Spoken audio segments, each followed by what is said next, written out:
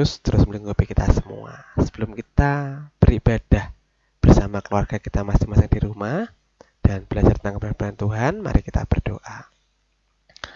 Bapa yang kudus, kami mengucap syukur untuk berkat dan karunia-Mu sehingga kami boleh bersama-sama untuk kembali beribadah bersama keluarga kami di rumah kami masing-masing. Kiranya Engkau hadir, Engkau memberikan hikmat di tengah-tengah kami semua, sehingga kami apa yang kami baca dapat kami mengerti, apa yang kami dengar dapat kami pahami.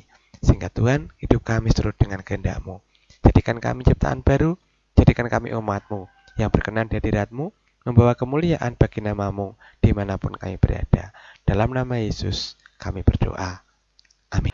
Bapak Ibu yang dikasihi oleh Kristus, firman Tuhan pada pagi hari ini saya ambil dari Yohanes 1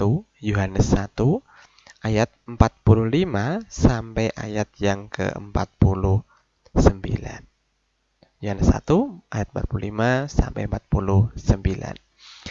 Bapak Ibu yang dikasihi oleh Tuhan, jika kita memperhatikan pemberitaan di televisi, keadaan di sekitar kita, tentu di awal tahun ini banyak hal yang terjadi. Ketika kita perhatikan ada pesawat jatuh, gempa bumi, banjir, tanah longsor, itu menimbulkan banyak korban. Baik itu yang meninggal dunia, baik itu yang kehilangan rumah, baik itu yang kehilangan harta benda, kehilangan anggota keluarga. Mereka tentu merasakan sedih. Tetapi yang menjadi ironis adalah ketika ada yang bersedih seperti itu, banyak orang yang memunculkan pendapat mereka. Banyak orang yang berprasangka tentang hal yang terjadi, baik itu kecelakaan, baik itu bencana alam. Mereka berpendapat bahwa mungkin Tuhan sedang menghukum Indonesia, atau ini adalah bentuk ujian kepada pemerintah, atau ini adalah awal dari munculnya akhir zaman. Tentu saja prasangka-prasangka itu muncul karena orang-orang yang berpendapat, yang memiliki prasangka itu memang memiliki pendapat tersendiri, pandangan tersendiri terhadap masalah yang terjadi. Nah, Bapak Ibu, terlepas dari prasangka yang ada, apakah itu hukuman Tuhan ataukah ujian kepada seseorang ataukah itu akhir zaman, mari kita perhatikan, tidak usah jauh-jauh, sekeliling kita saja. Jika ada yang menjadi bagian dari korban, kita datang, kita hadir untuk bisa memberikan penghiburan kepada mereka. Kita datang, kita hadir untuk menjadi bagian dari orang-orang yang memberikan kasih kepada mereka. Dengan demikian, ya mereka mungkin terhibur, mereka sukacita, dan lebih bisa melanjutkan hidupnya di tengah-tengah dunia ini. Nah, Bapak Ibu yang dikasihi Kristus, terkait dengan prasangka, pada pagi hari ini apa yang diungkapkan oleh Nathanael dalam ayat 46? Dia berkata bahwa mungkinkah sesuatu yang baik datang dari Nazaret? Nah, ini merupakan prasangka yang dimiliki oleh Nathanael terhadap pribadi Yesus terkait dengan asal-usulnya. Nathanael ragu tentang siapakah Yesus. Nathanael ragu Yesus yang dari Nazaret itu bisa memiliki kuasa, bisa melakukan mukjizat, bisa memiliki pengetahuan yang lebih baik daripada kebanyakan orang. Tentu Nathanael berkata demikian ya ada dasarnya. Dia berprasangka buruk kepada Yesus ada dasarnya. Nah, Nazaret tempatnya agak terpencil, penduduknya udik, ya. Dan orang-orang Nazaret itu sering dianggap rendah oleh orang-orang yang lain. Tentu saja rakyat dari kota lain, kota Kana tempat Nathanael berada itu, tempat asal Nathanael itu, juga menganggap hina terhadap rakyat dari kota Nazaret. Dan Nathanael pun juga tahu bahwa firman Tuhan Perjanjian Lama tidak mengatakan bahwa Mesias itu dilahirkan dari Nazaret, tapi dari Bethlehem.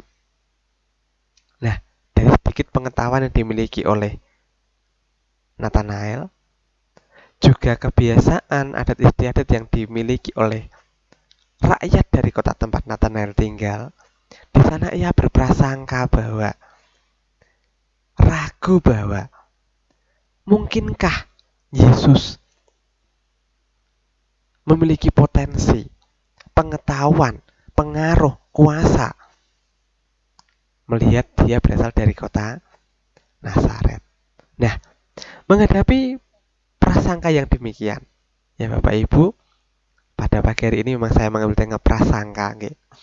Menghadapi prasangka yang demikian, Filipus mengajak Nathanael untuk datang kepada Yesus untuk membuktikan apakah benar prasangka yang dimiliki Nathanael itu, ataukah itu hanya sekedar opininya secara pribadi. Oleh sebab itu, Filipus mengajak, marilah dan lihatlah. Ini adalah cara yang dipakai oleh Filipus supaya Nathanael tidak terus berprasangka buruk. Memang prasangka sendiri artinya memang sudah buruk ya, bukanlah tambah buruk lagi. Dan Filipus tidak mau berdebat dengan Nathanael, tetapi ia ingin menyatakan ini loh buktinya, ini nyata bahwa memang ada yang baik yang datang dari Nazaret. Nah, dari kehadiran Filipus dan Nathanael ke hadapan Yesus, Yesus pun juga merespon dan memberikan pujian kepada Nathanael. Lihatlah, seorang Israel yang sejati, tidak ada kepalsuan di dalam dia. Nah, apa maksud dari perkataan Yesus ini kepada Nathanael? Ini ingin menunjukkan bahwa Yesus sebenarnya itu adalah Maha Tahu, baik secara umum maupun secara khusus terhadap diri Nathanael. Yesus menyatakan bahwa Nathanael adalah seorang Israel sejati, asli, tidak palsu. Ia orang yang jujur dan tulus. Ia setia terhadap agama yang diakuinya, dan ia hidup sesuai dengan ajaran-ajarannya. Nathanael adalah orang yang benar-benar baik, sama seperti tampak di luarnya. Dan apa yang diakuinya, apa yang dianutnya, itu yang dihidupinya di dalam kesehariannya. Ia seorang Yahudi yang rohani. Ia tidak memiliki kepalsuan. Ia tidak memiliki jiwa penipu. Ia tidak menipu terhadap sesamanya. Ia tidak memiliki akal bulus. Dan ia adalah seorang yang dapat dipercaya. Di hadapan manusia, di hadapan Allah pun ia tulus murni. Nah, Bapak Ibu, Yesus mengakui bahwa Nathanael adalah orang yang murni, seorang Israel yang sejati, seorang yang tidak memiliki kepalsuan ataupun seorang penipu. Nah, dari hal ini Nathanael pun terkejut. Lah kok bisa Yesus tahu tentang diri pribadi Nathanael yang begitu dalam? Ia pun bertanya kepada Yesus, bagaimana engkau mengenal aku? Tentu saja pada awalnya masih dalam prasangka yang buruk. Nathanael berpikir pasti Yesus tahu dari Filipus. Pasti Filipus sudah bercerita banyak tentang Nathanael kepada Yesus. Nah, untuk mematahkan prasangka dari Nathanael, Yesus pun juga menjawab, sebelum Filipus memanggil engkau, aku telah melihat engkau di bawah pohon ara. Nah, apa ungkapan yang dimaksudkan oleh Yesus di bawah pohon ara? Nah, ini adalah ungkapan Yahudi untuk orang yang membaca dan mempelajari kitab suci secara mendalam. Dan ini ingin menunjukkan bahwa Yesus tahu pikiran Nathanael dan juga tahu apa yang telah diperbuat oleh Nathanael tanpa mendapat informasi dari siapapun. Kemahatauan Yesus pada akhirnya membuat Nathanael memberikan pengakuan bahwa Yesus itu adalah Rabi, Guru Agung. Ia adalah anak Allah dan Raja orang Israel. Nathanael menjadi percaya kepada Yesus adalah Mesias yang sesungguhnya.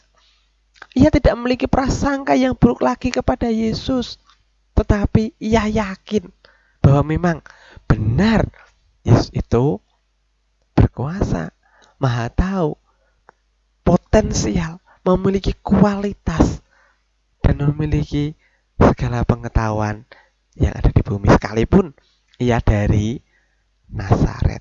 Tentu, dengan apa yang dinyatakan oleh Yesus itu mematahkan prasangka yang dimiliki oleh Nathanael. Nah, ini jelas.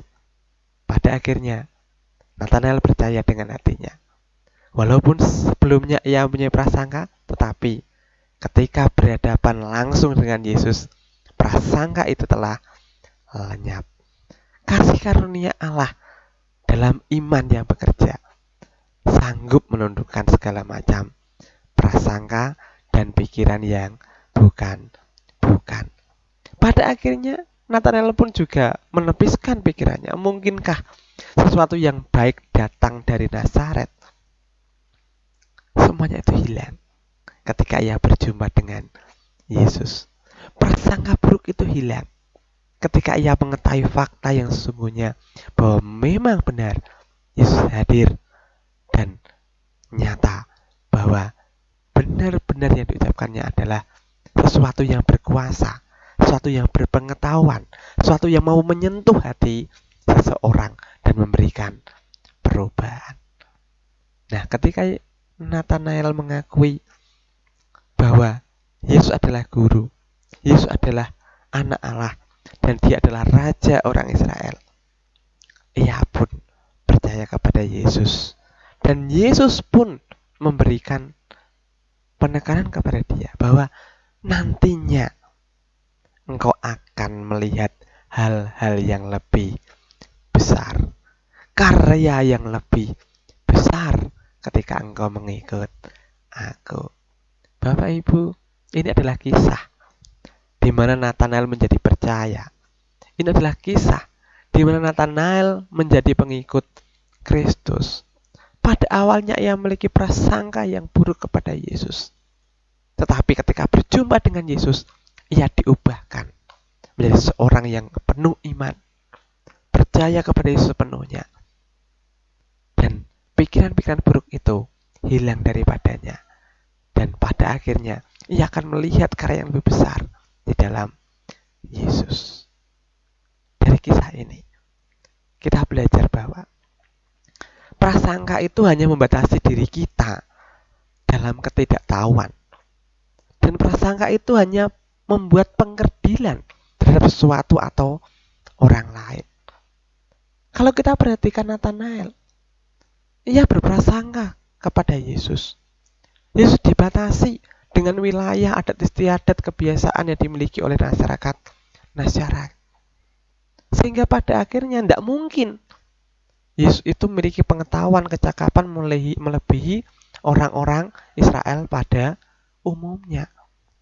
Nah, prasangka yang demikian harus kita jauhi.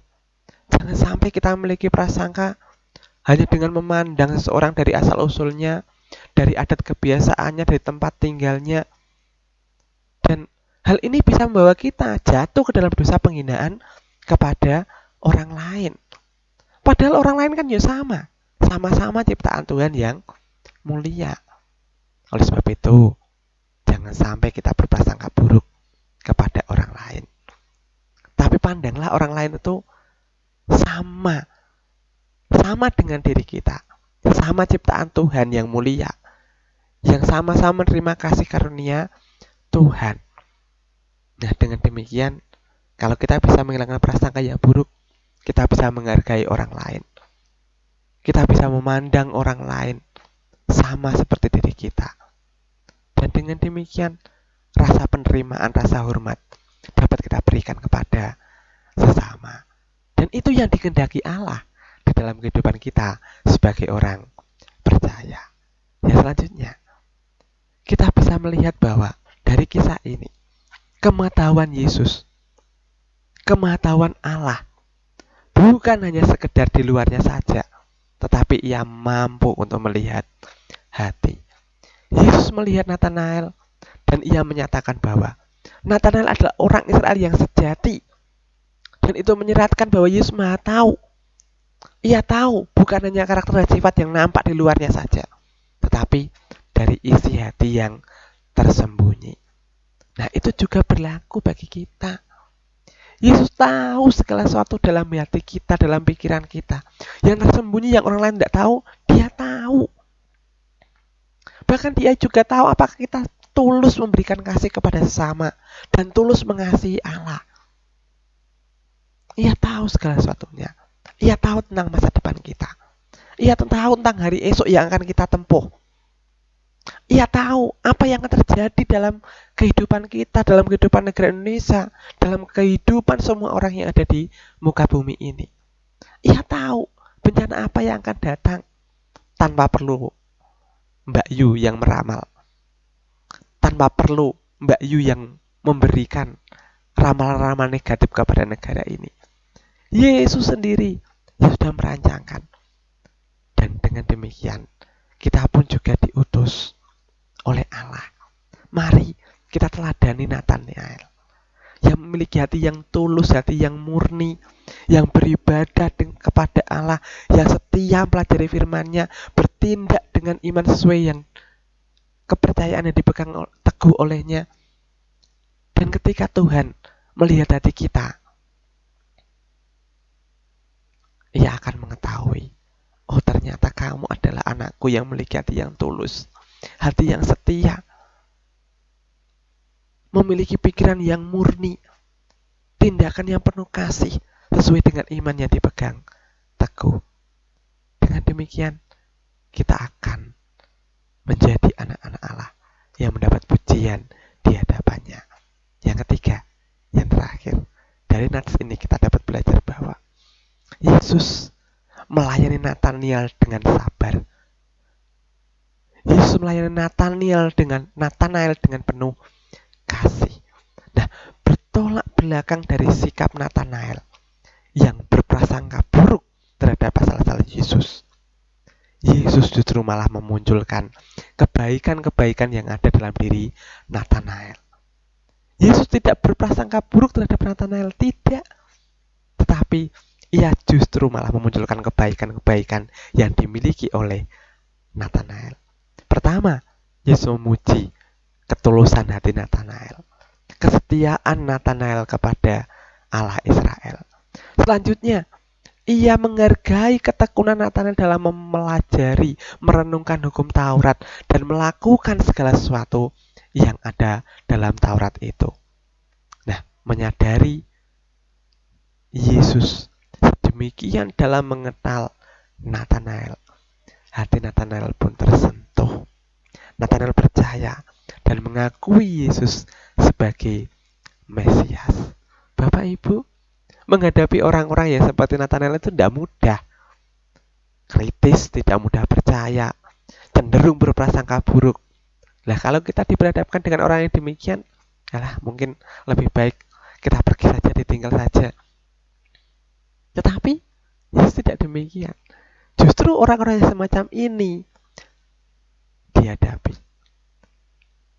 dimunculkan kebaikan-kebaikan dalam dirinya, dimunculkan segala sesuatu yang baik yang dimiliki oleh orang-orang seperti itu. Dia melayani dengan penuh kasih, dia melayani dengan baik karena melihat hal yang baik dalam diri orang itu. Demikian kita sebagai murid-murid Kristus. Kita memang diutus berhadapan dengan siapa saja, bukan hanya dengan 1-2 orang yang baik-baik saja, bukan hanya 1-2 orang yang memiliki karakter yang mudah, tetapi kita diutus kepada orang-orang yang mungkin kadangkala seperti Nathanael. Kita hendaknya dapat menerima, melayani orang-orang yang demikian dengan sabar penuh kasih, dan menghadapi orang yang berbeda sulit dan penuh prasangka. Kita pun juga harus mengandalkan kasih Tuhan. Kita yakin Tuhan akan menjamah orang yang demikian, dan pada akhirnya akan mengakui, oh ternyata benar, orang Kristen itu memang penuh kasih, seperti teladan yang diberikan oleh Guru Agungnya Yesus Kristus kepada dirinya. Bapak Ibu yang dikasihi oleh Kristus, prasangka dapat membuat sesuatu yang tidak baik dalam kehidupan seseorang ataupun dalam persekutuan, ataupun dalam masyarakat atau dalam komunal. Oleh sebab itu, mari kita jauhkan prasangka-prasangka itu dari kehidupan kita. Sudah seharusnya kita berpikir dan bertindak sesuai dengan kebenaran yang diberikan oleh Allah kepada kita. Kita tahu keadaan lingkungan, alam, politik, ekonomi, keamanan, kesehatan yang tidak menentu. Pasang surutnya cepat sekali. Dan seharusnya itu membuat kita menjadi lebih bijak dalam menanggapi segala sesuatu yang terjadi. Menanggapi ramalan-ramalan, menanggapi pemberitaan media yang kadangkala membuat kita takut. Jauhkan prasangka negatif, jauhkan prasangka buruk dalam kehidupan kita. Tapi mari kita terus gali fakta yang ada. Kita gali terus firman Tuhan. Kita bergumul hidup dengan Tuhan. Kita bertekun dalam doa kepada Tuhan. Kita setia melajari firman kita. Firman Tuhan yang kita terima. Kita sabar penuh kasih kepada sesama. Saya yakin hidup kita pasti akan berbahagia. Kiranya Tuhan menjauhkan kita dari prasangka-prasangka, tetapi marilah kita terus bertekun dalam Dia, bertekun dalam kebenarannya, sebagaimana yang dimiliki oleh Nathanael. Kita memiliki hati yang tulus, memberikan kasih kepada sama, juga kepada Tuhan. Kiranya Tuhan berkati kita semua. Amin. Mari kita berdoa. Tuhan Yesus, ajar kami seperti Nathanael, memiliki hati yang tulus, memiliki hati yang murni, memberikan kasih kepada Engkau dan juga kepada sesama. Dan biarlah kami terus bertekun di dalam firman-Mu dan kami berpraktek dalam kehidupan keseharian kami. Kami mohon jauhkan kami dari prasangka yang buruk, baik kepada orang sekitar kami, baik kepada pemerintahan, baik kepada dunia ini, terlebih untuk program vaksin yang dirancangkan oleh pemerintah. Jauhkan kami dari prasangka, tapi mampukan kami untuk melihat fakta yang ada. Berkati kami Tuhan, supaya kami hidup seturut dengan kehendak-Mu. Dalam nama Yesus, kami serahkan jemaat-Mu di Sumberjo, Gunung Unggal, dan Gaduh. Biarlah semuanya hidup dalam kasih karunia dan anugerah-Mu, dan semuanya beroleh berkat daripada Engkau. Berkati kesehatan, berkati kedamaian, berkati kecukupan segala kebutuhan hidup, dan biarlah nama-Mu diagungkan, nama-Mu dipermuliakan. Dalam nama Yesus, kami serahkan hidup kami di tangan kuasa-Mu. Damai sejahtera surga turun melingkupi kami semua. Haleluya. Amin. Selamat hari Minggu, selamat beribadah. Tuhan Yesus memberkati.